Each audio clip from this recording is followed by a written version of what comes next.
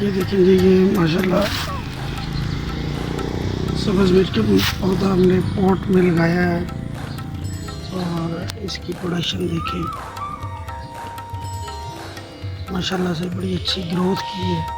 और इसमें रेत और मिट्टी और गोबर डाली थी।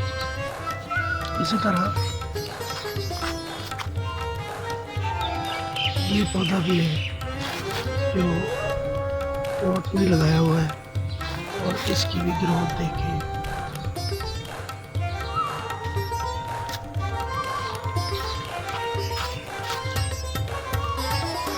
और ये भी पॉट में लगाए हुए हैं।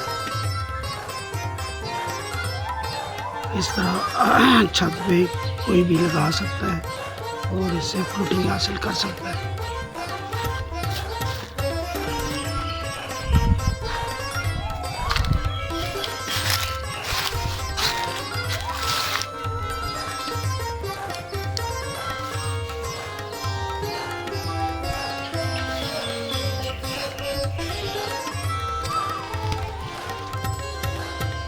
ये बैंगन का पौधा लगाया हुआ है,